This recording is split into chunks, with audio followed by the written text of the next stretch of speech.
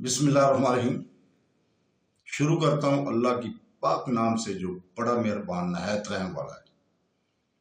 دوستوں، بہنوں، بھائیوں اور بزرگوں، ہم ایک سیریل شروع کر رہے ہیں، سلسلہ وار تاریخ اسلام سن 632 سے لے کے 1923 تک،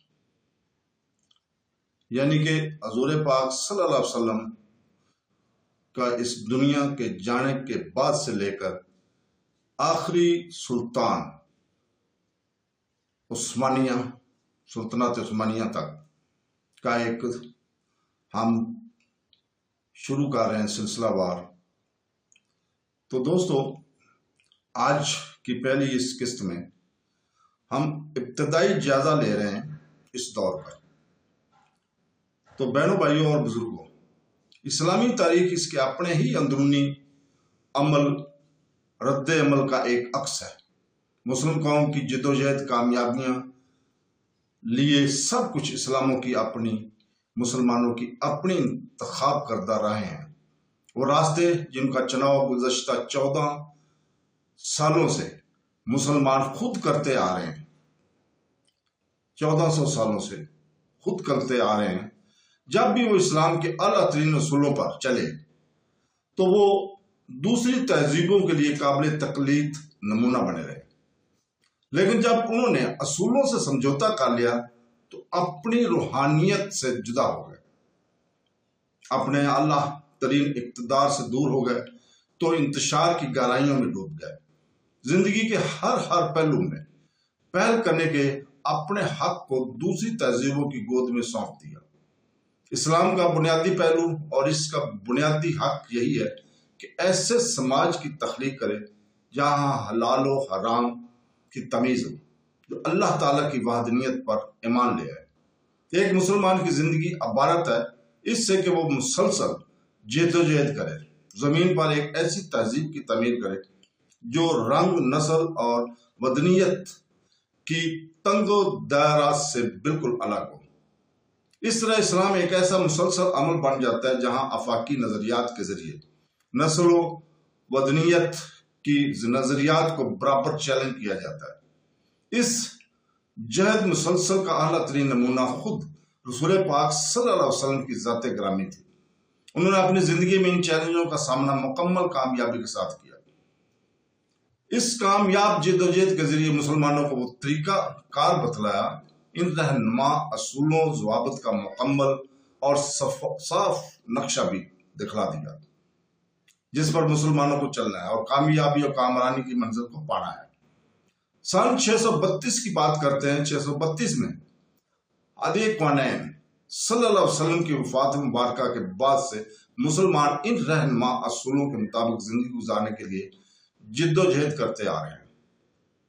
تاریخ میں بار بار ایسا ہوا ہے کہ برتر و اعلیٰ اصولوں کو انسانی پیمانے کے ذریعے رب و علم لانے کے عمل کو دوران کبھی کبھی ان اعلیٰ و رفع اقتدار سے سمجھوتا بھی کیا گیا، ان سے منہ بھی موڑا گیا، لیکن وقت کے ساتھ ساتھ اسلامی جدوجہد نے ایسے آفاقی مرد اور عورتوں کے کردار کی تعمیر کی جو انسانی تہذیب کے لیے روشنی اور رہنمائی کا مینار بن گئے۔ انہی کے ساتھ ایسے بھی افراد پیدا ہوئے جو ان اعلیٰ اقتدار پر کھرے نہیں اترتے تھے۔ جدید دنیا کی تعمیر میں اسلام کا بہت بڑا تعمیری حصہ ہے۔ اس وقت اس کی حالت ایک قومی پہلوان کی سی ہے جو ایک طویل نیند کے بعد بیدار ہوتا ہے اور سنبھلنے سے پہلے نیم خوابدہ آنکھوں سے حالات کا جائزہ سمجھنے کی کوشش کرتا ہے۔ آج دنیا میں مسلمانوں کی تعداد 150 کروڑ سے بھی زیادہ ہے، یعنی دنیا کا ہر 5واں فرد، 6واں فرد مسلمان ہے، اور اسلام کرہ ارض پر انتہائی تیزی سے پھیلنے والا مذہب بن چکا ہے۔ ایک انتہائی اہم بات، امریکہ میں اسلام کا پھیلنا ہے۔ اعداد و شمار میں فرق ہو سکتا ہے، لیکن مساجد میں جمع ہونے والی تعداد کے ذریعے تخمینہ لگایا گیا کہ اس وقت امریکہ اور کینیڈا میں مسلمانوں کی تعداد 70 لاکھ سے بھی زیادہ ہے۔ حالانکہ ان میں اکثریت تارکان وطن کی ہے، لیکن امریکی باشندوں کے اسلام قبول کرنے کی تعداد میں اضافہ ہوتا جا رہا ہے۔ مسلمانوں کی اس بڑی تعداد اور دوسرے مذاہب کے علاوہ دنیا کی دوسری سیکولر تہذیبوں کے لوگوں کے درمیان جو باہمی امن رد عمل ہو رہا ہے وہ انتہائی اہمیت کا عمل ہے۔ یہاں ہونے والے امن رد عمل اور کرہ ارض کی وہ تہذیبیں جو کھلا ہوا ذہن رکھتی ہیں، ان کے ساتھ باہمی مناظروں کا یہ برقی رو ہم عصر دنیا کا ہم عنصر ہے۔ روایتی طور پر امریکی یہ سمجھتے ہیں کہ ان کی نظریات کی بنیاد کی ابتدا یہودی عیسائی افکار سے ہوتی ہے۔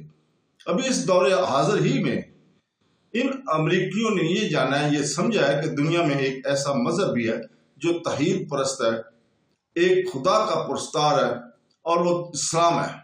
اس مذہب نے اسلامی تہذیب کو بہت کچھ دیا ہے۔ اب یہ امریکی اسے سمجھ پا رہے ہیں۔ ایک سیاسی نظریے کی حیثیت سے اسلام اکثر لوگوں کی الجھن میں ڈال دیتا ہے۔ وہ ان قومی تاریخی ماحول کے بارے میں سمجھنا چاہتے ہیں جنہوں نے اس متحرک اور اثر افریز عقیدے کو ایک روح بخشا ہے۔ وہ یہ بھی سمجھنا چاہتے ہیں کہ یہ عقیدہ جدید دور میں اپنے آپ کو کس طرح پیش کرتا ہے۔ مغربی دنیا میں کلیسا اور حکومت کو بالکل ہی ایک دوسرے سے جدا مانا جاتا ہے، لیکن اسلام میں ایسا نہیں ہے۔ ایک ایسا مذہب ہے جو انسانی زندگی کے تمام شعبوں پر محیط ہے۔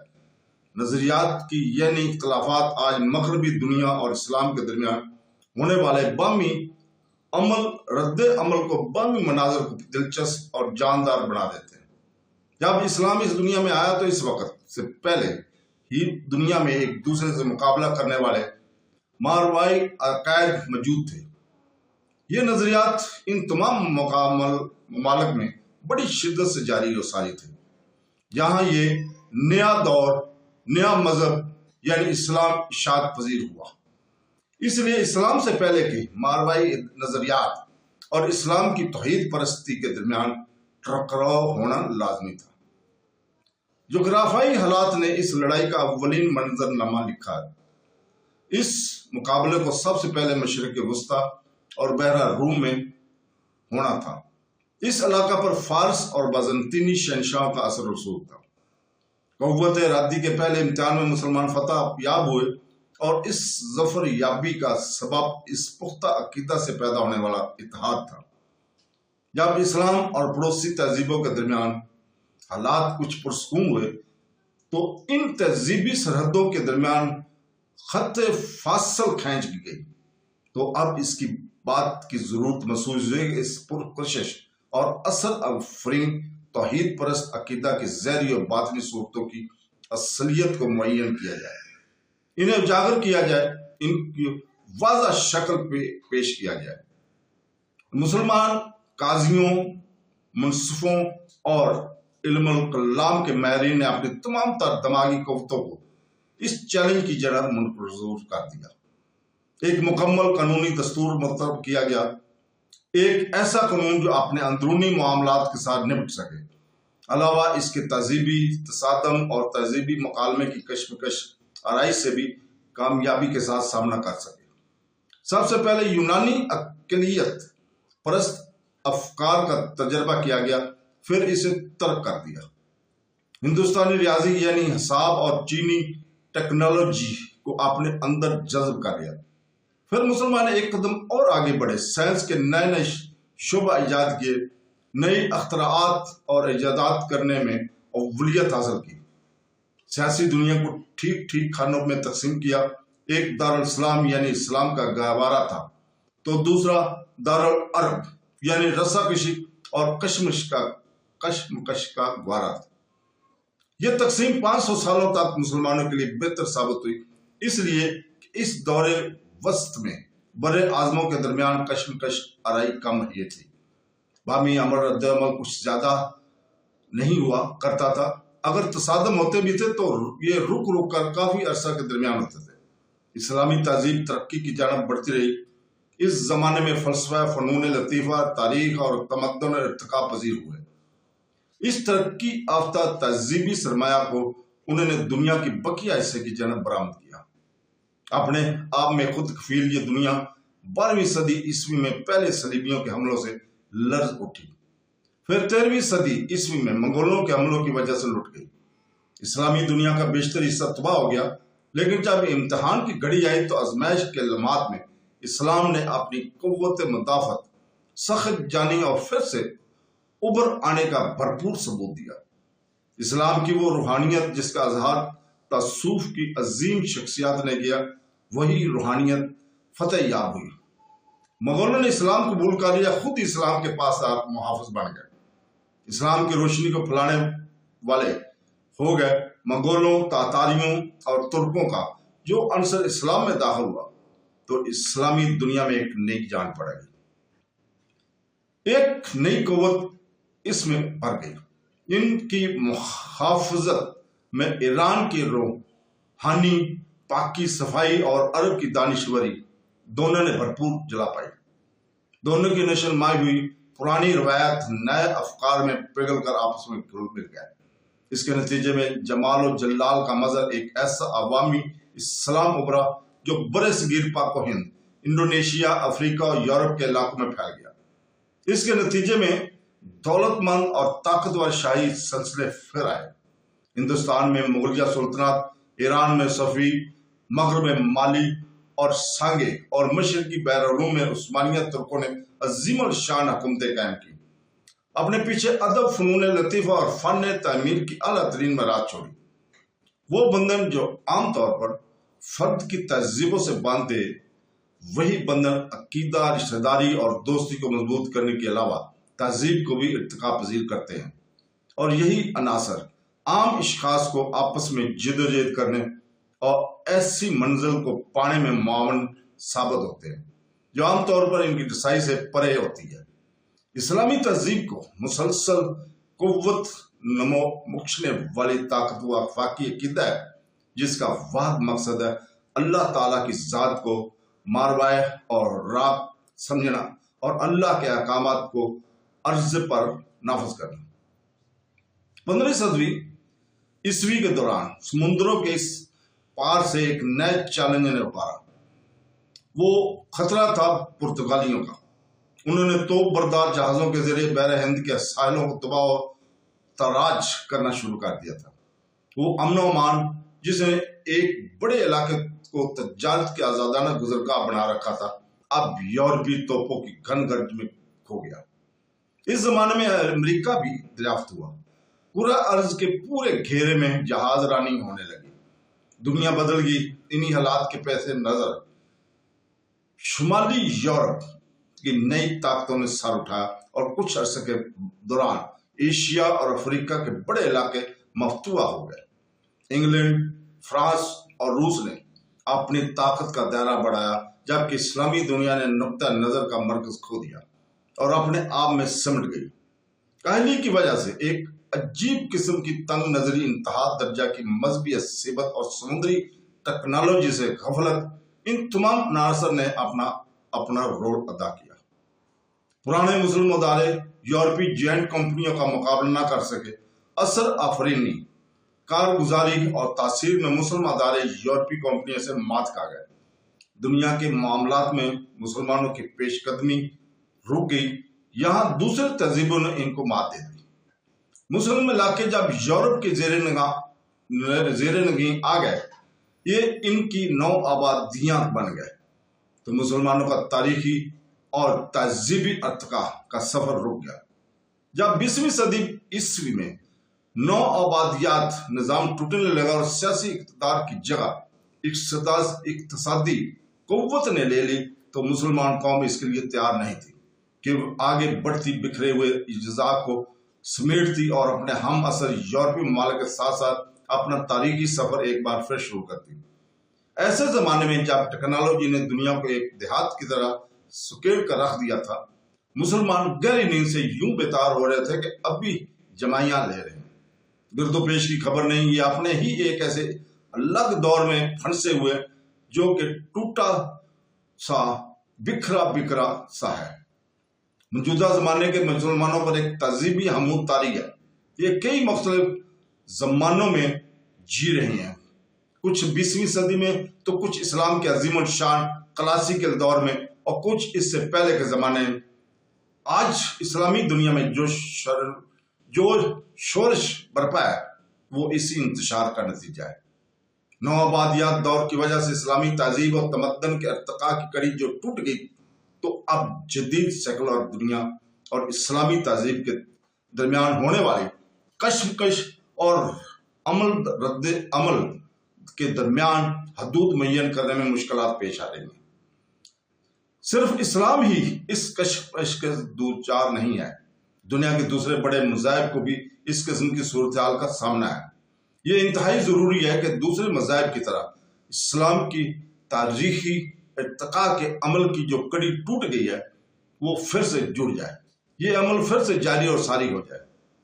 تو دوستو، اس سیریل کا سلسلہ وار سنگ میل کی نشاندہی کریں گے جو کہ اس عظیم اسلامی قوم کی جدوجہد سے عبارت ہے، جن کے ذریعے اسے ایک بار پھر انسانی تاریخ میں اپنے اصلی مقام کو پانا ہے۔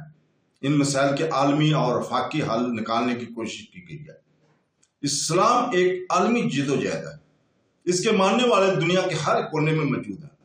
یہ ہرگز صرف اس مشرق و وسطیٰ کا ہی مذہب نہیں ہے، یہ ایک آفاقی مذہب ہے، آفاقی تصور حیات ہے۔ ایک علاقہ تک یہ محدود نہیں ہے، مسلمانوں کی دنیا تو اس وقت انڈونیشیا کی جزائر سے لے کر مغربی افریقہ تک پھیلی ہوئی ہے، ایک زرعی صحافہ کی طرح جس پر قسم قسم کے خوبصورت مقامی بیل بوٹے بڑے ہوئے ہوتے ہیں۔ ایک عالمی رسائی کے بغیر، عالمی قربت کے بغیر، عالم اسلام سے منسلک سوالات کے جوابات صحیح طریقے سے نہیں دیے جا سکتے۔ عالم اسلام کے مسائل کو سمجھنے کے لیے عالمی طرز فکر لازمی ہے۔ وہ طوفان جو فیصلہ کن ہوتے ہیں، زمانہ کی نازک گھڑی ہوتے ہیں، وہ سارے فیصلہ کن طوفان مرد و خواتین کے ذہنوں میں پلتے ہیں۔ وہ انسانی دماغ، دل اور روح تو ہیں جہاں انسانی حرص، ہوش، محبت، نفرت، دنیا کی تمنا، دولت کی آرزو، فیض رسانی جیسے جذبات ابھرتے ہیں، پھر ایک دوسرے سے جدا جدا الگ الگ ہو جاتے ہیں، ممیز ہوتے ہیں۔ انسان کے باطن سے ابھرنے والی کشمکش جب تاریخ کے صفحات پر بکھرتی ہے تو انسانی جدوجہد کو نئی سمتیں عطا کرتی ہے۔ یہ جو ہم سیریل شروع کر رہے ہیں، سلسلہ وار، انہیں طوفانی لیکن فیصلہ کن لمحات کو کلمبند کرنے کی ایک کوشش ہے۔ طوفان کے بعد انسانی تاریخ پر ہونے والے اثرات کو دکھلانے کی صحیح ہے۔ ان کوششوں میں تاریخ کی گہرائیوں سے سمجھوتا کرنے کا خطرہ ہے۔ اس خطرہ کو کم کرنے کے لیے ان حالات کا گہرا جائزہ لیا گیا ہے، ان شخصیات پر باریک بینی سے نظر ڈالی گئی ہے، ان تحریکات پر خصوصی توجہ دی گئی ہے جنہوں نے حضور پاک صلی اللہ علیہ وسلم کے وصال مبارک سے لے کر دوسری جنگ عظیم تک اسلامی تاریخ کے بہاؤ پر فیصلہ کن اثرات چھوڑے ہیں۔ تاریخ ایک آفاقی مدرسہ ہے جو ماضی کے واقعات پڑھاتا ہے تاکہ ان کی روشنی میں ہم اپنے حال کو جان سکیں اور مستقبل کو سنوار سکیں۔ 14ویں صدی عیسوی کے تاریخ دان ابن خلدون کے مطابق تاریخ ایک شاندار اور عالی ظرف اور عالی شان سائنس ہے، کارآمد اور قابل تعظیم شعبہ ہے۔ اس کے لیے یہ ہمارے اسلاف کے کردار اور ان کے حالات پر روشنی ڈالتا ہے، یہ راہوں پر روشنی ڈالتا ہے جن پر تمام پیغمبران اسلام چلے، حکمرانوں کے سیاسی اور حکومتی پن سے منظر کو دکھاتا ہے تاکہ اگر کوئی ان پر چلنا چاہے وہ تاریخ سے ان کے واقعات اور حالات کو لے سکتا ہے اور انہیں اپنا رہنما بنا سکتا ہے۔ یہ ان کاوشوں کا ایک تسلسل ہے جو کہ اسلامی تاریخ کے انسائکلوپیڈیا بنانے کے لیے ہو رہی ہے۔ اس کا ہم انشاءاللہ تعالی ہر ویڈیو میں سچائی کے ساتھ پیش کریں گے۔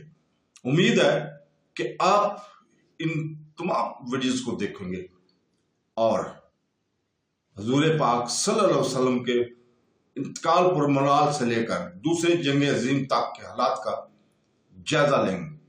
ان حالات کے اس عمل کو سمجھنے میں مدد ملے گی جنہوں نے اسلامی تاریخ کو ایک اعلیٰ اور رفع شکل عطا کی ہے اور آگے والے ادوار میں بھی عطا کرتے رہیں گے۔ تو دوستو، بہنوں، بھائیوں، کل انشاءاللہ تعالی ہم دوسری قسط پبلک کریں گے، پیش کریں گے۔ امید ہے کہ آپ ہماری ان پوری ویڈیو کو دیکھا کریں گے۔ اللہ حافظ۔